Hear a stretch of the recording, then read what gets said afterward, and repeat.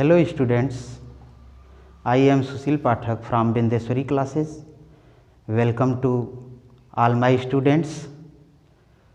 मैं आज आप लोगों के बीच में इंग्लिश ग्रामर का एक बहुत ही महत्वपूर्ण टॉपिक लेकर कर आया हूँ,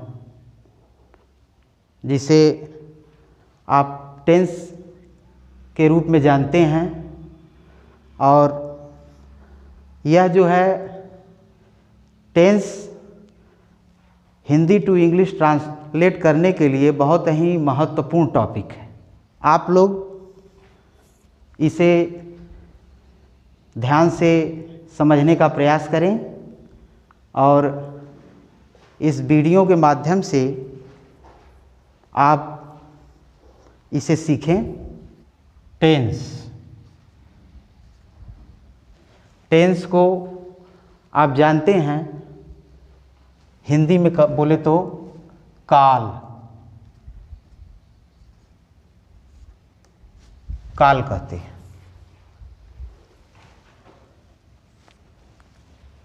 फर्स्ट ऑफ ऑल आप टेंस की परिभाषा डिफिनीशन देखेंगे। टेंस यानी काल किसे कहते हैं, तो हम बताते हैं आपको। टेंस के द्वारा यानी टेंस के द्वारा क्रिया के समय का बोध होता है, या यूँ कह सकते हैं आप कि टेंस क्रिया के समय और इसकी पूर्णता और अपूर्णता का बोध कराता है। फिर से एक बार आप देखिए, टेंस शोज नेस, ये आपका डिफिनीशन है टेंस का। Tense shows the time of an action and its degree of completeness. Hindi में काल किसी कार्य के समय और इसकी पूर्णता और अपूर्णता का बोध कराता है। काल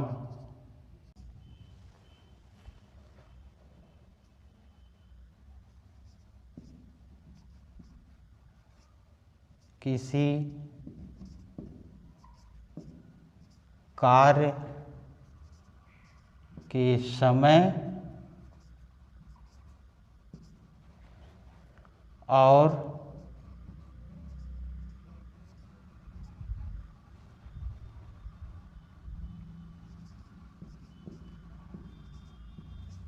इसकी पूर्णता या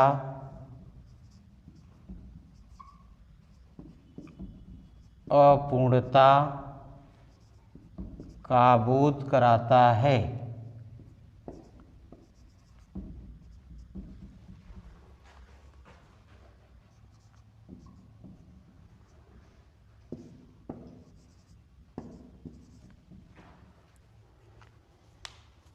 ये तो आपका डिफिनेशन टेंस का हो गया, हिंदी और इंग्लिश दोनों में, कि टेंस क्या होता है। अब आगे चलते हैं। टाइप्स ऑफ टेंसेस और काइंड्स ऑफ टेंसेस।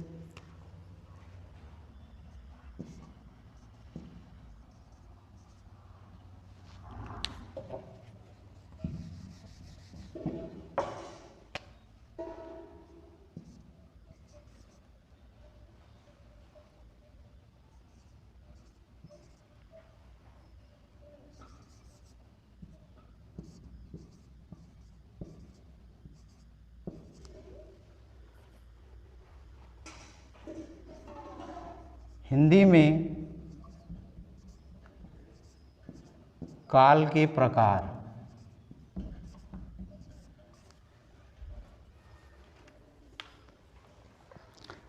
जैसा कि आप जानते हैं कि टेंस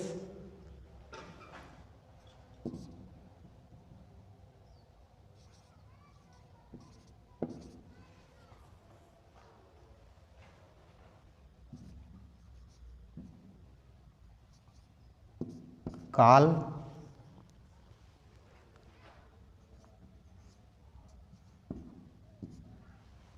तीन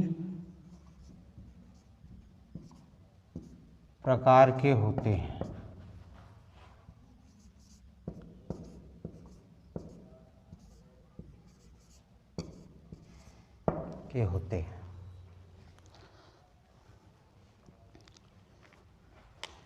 There are three types of tenses. First,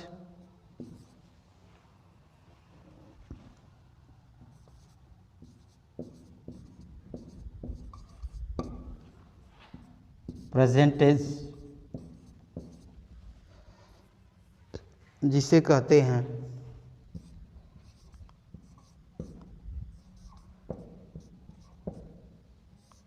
वर्तमान काल।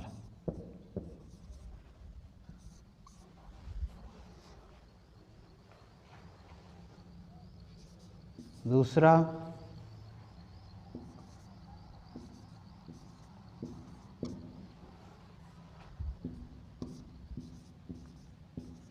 पास्ट टेंस,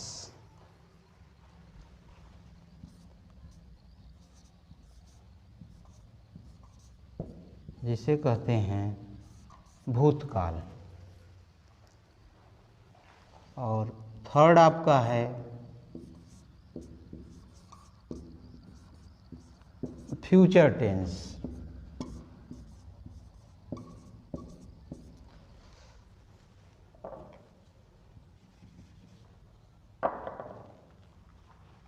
जिसे कहते हैं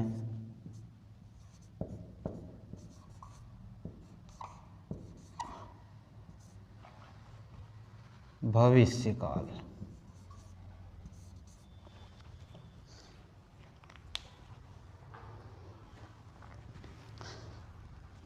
अब हम जो है प्रेजेंट टेंस, पास्ट टेंस और फ्यूचर टेंस के बारे में जानेंगे कि what is present tense. Present tense क्या है या प्रेजेंट टेंस किसे कहते हैं, इसका डिफिनीशन आपको पता होना चाहिए। तो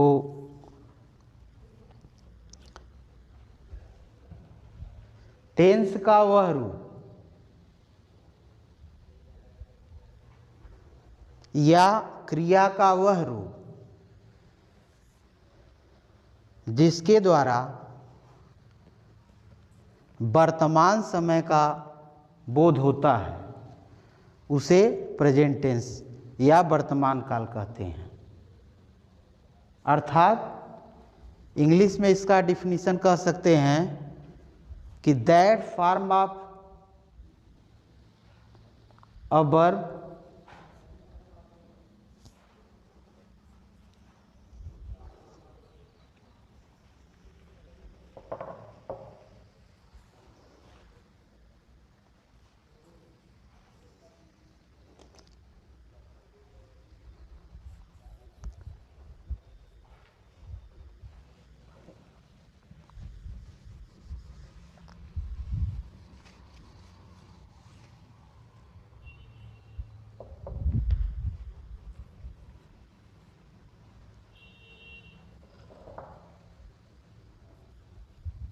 तो प्रेजेंट टेंस वर्तमान काल को आप कह सकते हैं that form of verb which refers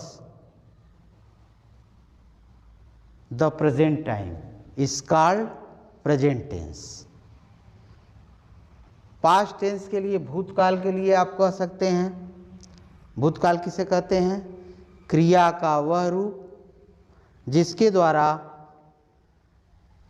past time यानी भूतकाल के समय का बोध होता हो, उसे आप पास्ट टेंस कहते हैं। That form of a verb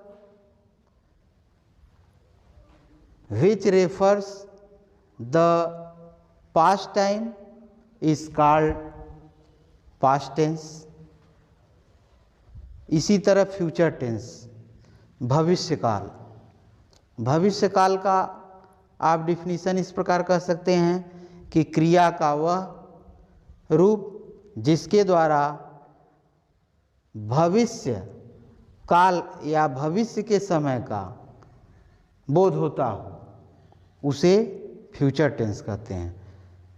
that form of a verb which refers future time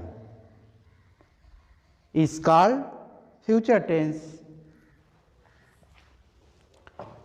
तो ये आपका डिफिनीशन हो गया प्रेजेंट टेंस का, यानी व्हाट इज प्रेजेंट टेंस, वर्तमान काल क्या है, पास्ट टेंस क्या है और फ्यूचर टेंस भविष्य काल क्या है। आगे चलते हैं।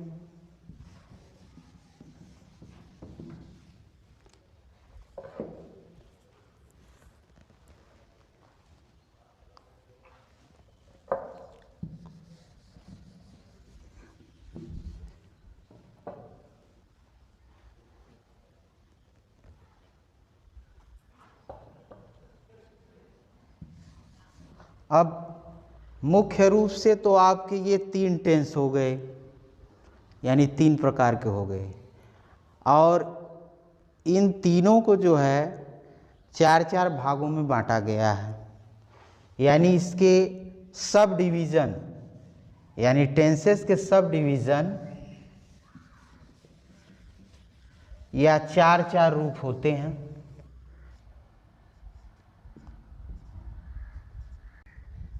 प्रत्येक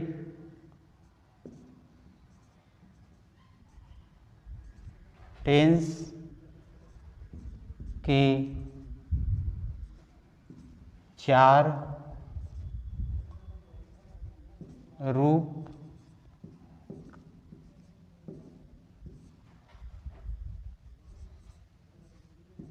होते हैं।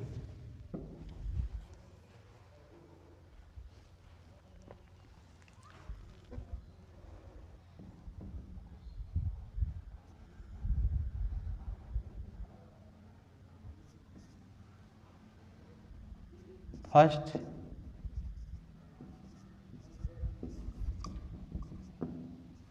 Indefinite,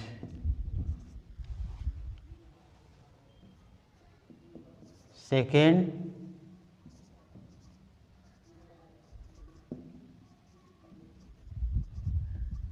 continuous,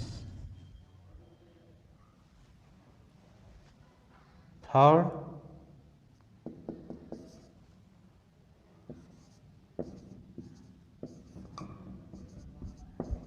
perfect, fourth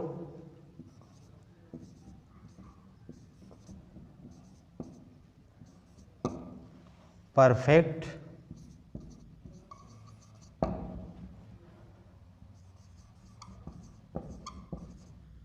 continuous.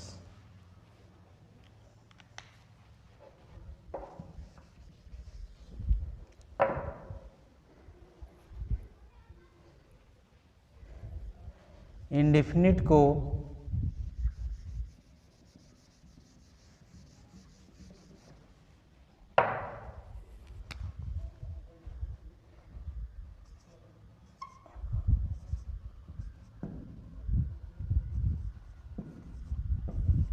Simple के नाम से भी जानते हैं। जैसे प्रेजेंट टेंस चल रहा है तो प्रेजेंट का जो है प्रेजेंट इंडेफिनिट भी कह सकते हैं या उसको सिंपल प्रेजेंट भी कह सकते हैं आप। पास्ट इंडेफिनिट चल रहा है तो पास्ट इंडेफिनिट भी कह सकते हैं या सिंपल पास्ट भी कह सकते हैं। तो इंडेफिनिट का हिंदी मीनिंग होता है अनिश्चित,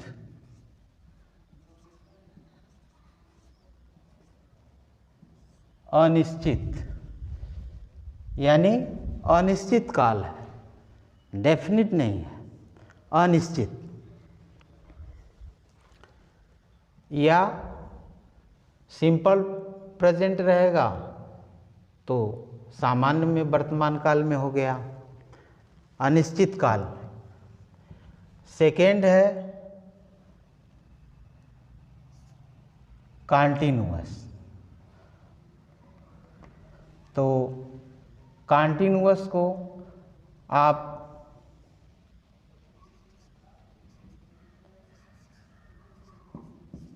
अपूर्ण काल भी कह सकते हैं, अपूर्ण काल। इसलिए इसे आप कहते हैं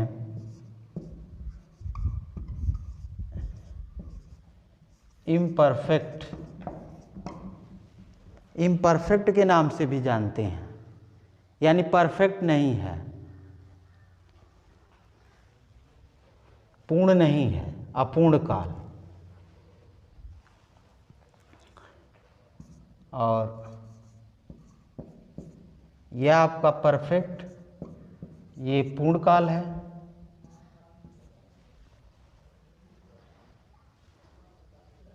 और परफेक्ट कॉन्टिन्यूअस,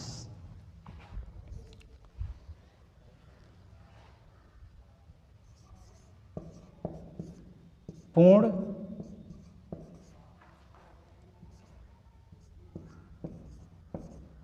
निरंतर काल।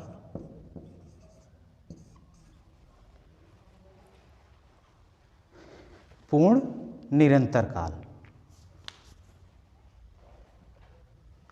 आइए एक एक को जो है हम समझते हैं। तो कहने का मतलब है, जरा ध्यान देना इस बात को, यहाँ पे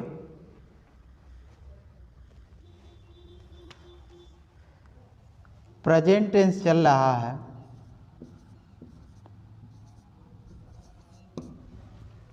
तो प्रेजेंट का आप पहला प्रेजेंट में इंडेफिनिट जोड़ दिए तो आपका क्या हो गया,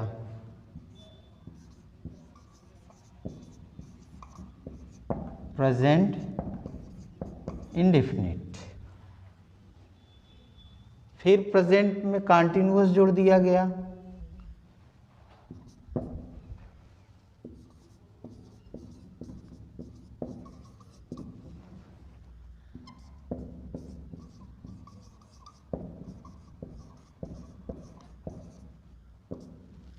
तो आपका प्रेजेंट कॉन्टिन्यूअस हो गया। प्रेजेंट प्लस इंडेफिनिट आपका हो गया present indefinite.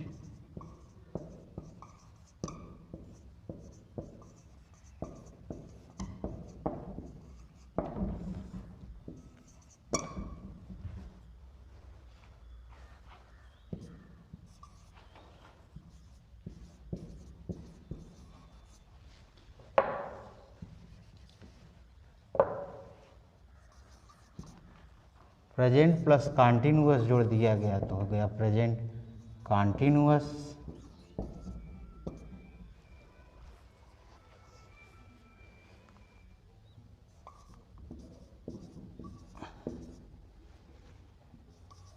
Present plus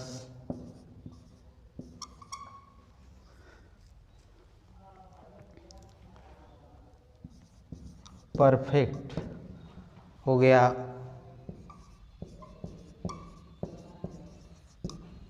present perfect.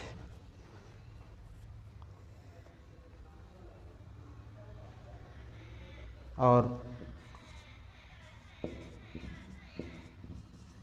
Present में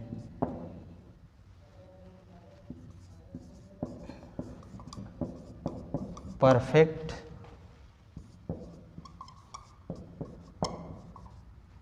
कॉन्टिन्यूअस जोड़ देने पर आपका हो गया प्रेजेंट परफेक्ट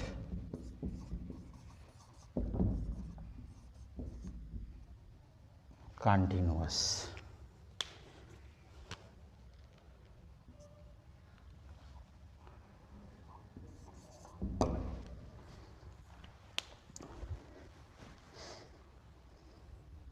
तो प्रेजेंट इंडेफिनिट को आप सिंपल प्रेजेंट भी कह सकते हैं। प्रेजेंट कंटिन्यूअस को आप प्रेजेंट इम्परफेक्ट भी बोल सकते हैं। अब प्रेजेंट परफेक्ट हो गया और प्रेजेंट परफेक्ट कंटिन्यूअस। इसी तरह आपका पास्ट चल रहा है तो पास्ट में आपने इंडेफिनिट को जोड़ दिया, पास्ट इंडेफिनिट हो गया। पास्ट में कंटिन्यूअस को जोड़ दिया, पास्ट कंटिन्यूअस हो गया। पास्ट में परफेक्ट को जोड़ दिया, पास्ट परफेक्ट हो गया। पास्ट में परफेक्ट कंटिन्यूअस को जोड़ दिया, पास्ट परफेक्ट कंटिन्यूअस हो गया। इसी तरह आपका फ्यूचर भविष्य काल का चल रहा है, फ्यूचर टेंस चल रहा है, फ्यूचर में इंडेफिनिट जोड़ दिए तो फ्यूचर इंडेफिनिट हो गया, या उसको आप सिंपल फ्यूचर भी कहते हैं। फ्यूचर में कंटिन्यूअस जोड़ दिए, फ्यूचर कंटिन्यूअस हो गया। उसको इम्परफेक्ट फ्यूचर या भी कहते हैं फ्यूचर कंटिन्यूअस को। और इसी में परफेक्ट में आप फ्यूचर में परफेक्ट जोड़ दिए, फ्यूचर परफेक्ट हो गया।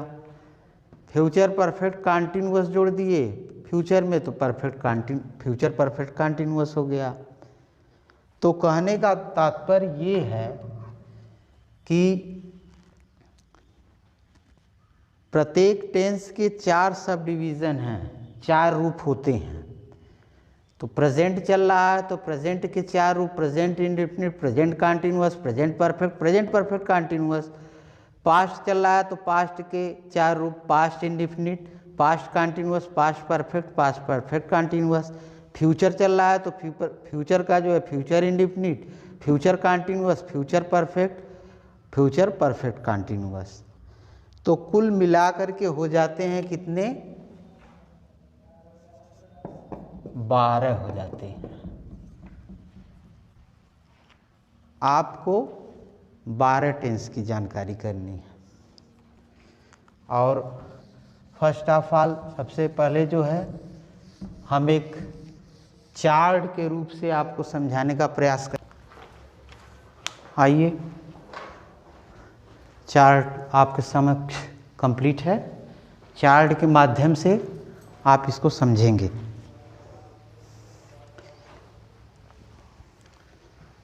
प्रेजेंट का प्रेजेंट इंडेफिनिट टेंस आइडेंटिफिकेशन में इसमें क्रिया के अंत में ता है, ती है, ते है आदि शब्द आते हैं। सहायक क्रिया इसका जो है हेल्पिंग वर्ब डू डज होता है और वर्ब का फर्स्ट फॉर्म का प्रयोग किया जाता है। प्रेजेंट कंटिन्यूअस में क्रिया के अंत में रहा है, रही है, रहे हैं आदि शब्द आते हैं। इसमें मुख्य क्रिया में आईएनजी का प्रयोग करते हैं। इसकी सहायक क्रिया इज एम आर होती है। प्रेजेंट परफेक्ट में आते हैं। प्रेजेंट परफेक्ट में वाक्य के अंत में चुका है, चुकी है, चुके हैं, या है, ई है, ये हैं आदि शब्द आते हैं। इसमें वर्ब का थर्ड फॉर्म यूज़ करते हैं और हेल्पिंग वर्ब इसका होता है हैज और हैव।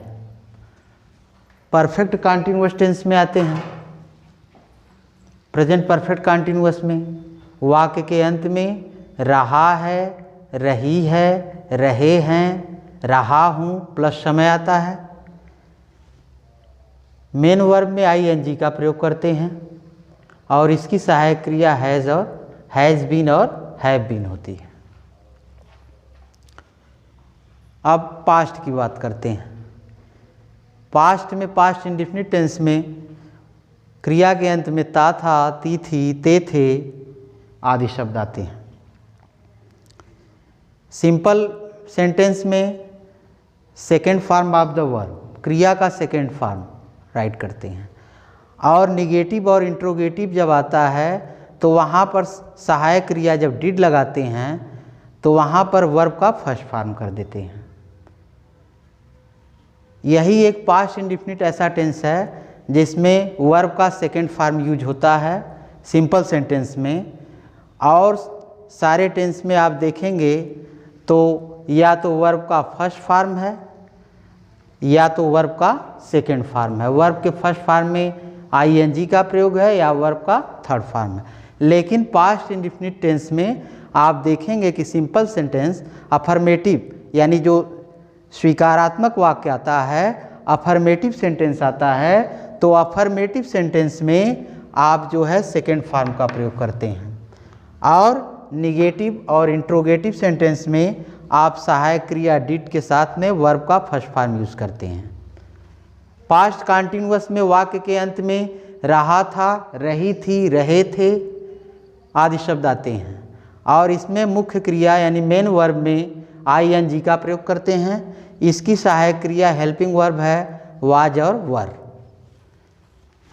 पास्ट परफेक्ट में आते हैं। पास्ट परफेक्ट टेंस में वाक्य के अंत में, क्रिया के अंत में चुका था, चुकी थी, चुके थे आदि शब्द आते हैं, और क्रिया का इसमें मेन वर्ब का थर्ड फॉर्म लिखते हैं, और इसकी सहायक क्रिया हैड होती है।